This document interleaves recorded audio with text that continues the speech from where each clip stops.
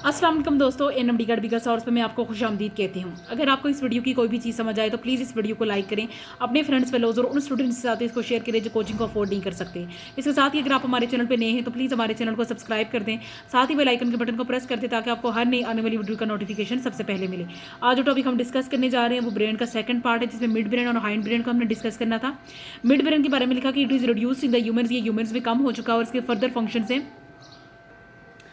Mid brain के बारे में लिखा कि ये रिले स्टेशन के तौर पे काम करता है for the tracks passing between the cerebrum, spinal cord and the cerebrum. ठीक है, ये हमारे पास जो होता है वो रिले स्टेशन के तौर पे काम करता है, यानी हमारे पास सेरिब्रम, सेरिब्रम और स्पाइनल कॉर्ड के एक रास्ते के तौर पे काम करता है, उनके लिए एक रास्ता प्रोवाइड करता है।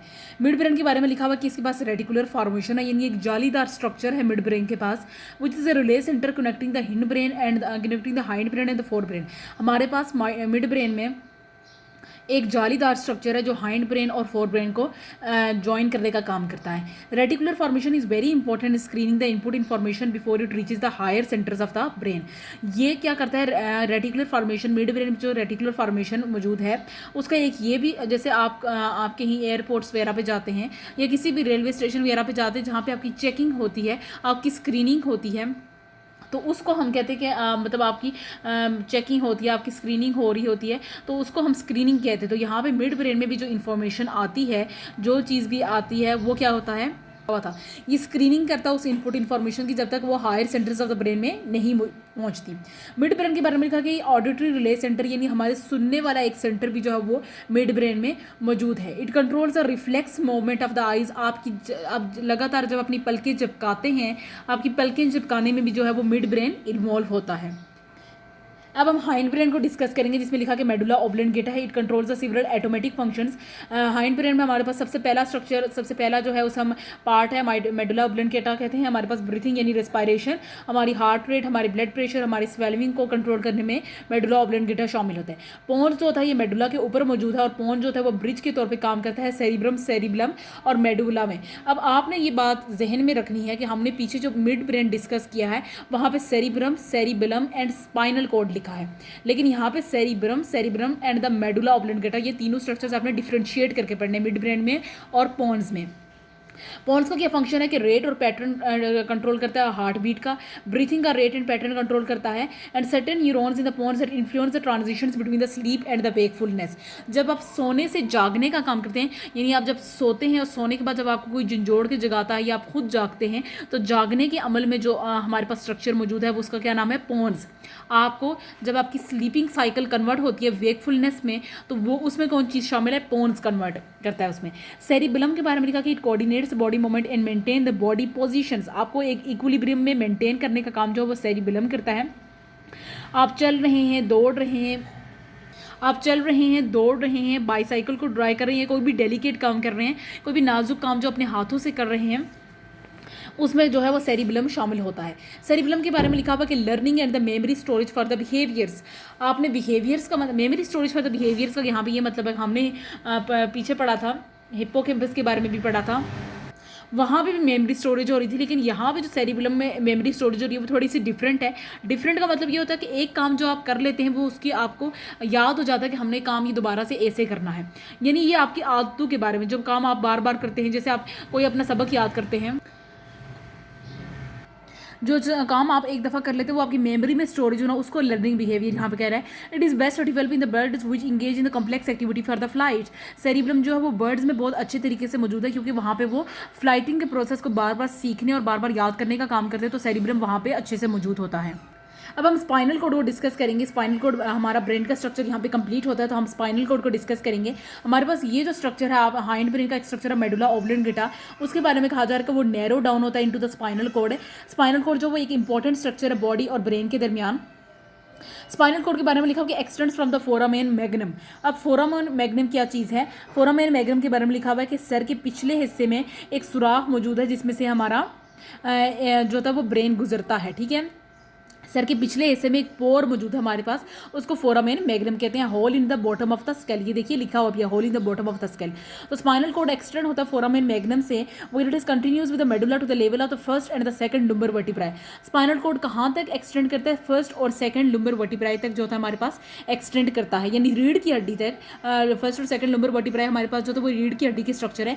तो हमारे पास स्पाइनल कॉर्ड फोरामेन मैग्नम से शुरू होकर लुम्बर वर्टिब्राई तक एक्सटेंड करता है। ये बॉडी और ब्रेन और बॉडी के दरमियान जो होता है वो एक इंपॉर्टेंट लिंक के तौर पे काम करता है। स्ट्रक्चर एंड कंपोजिशन के बारे में लिखा हुआ है कि transfer section of the adult spinal cord shows white matter in the periphery and the grey matter in the centre grey matter inside and the central canal filled with the cerebrospinal fluid.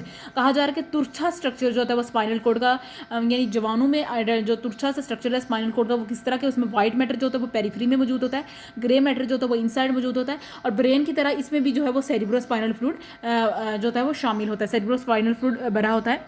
Cerebrospinal fluid की composition मैं आपको discuss करूंगी।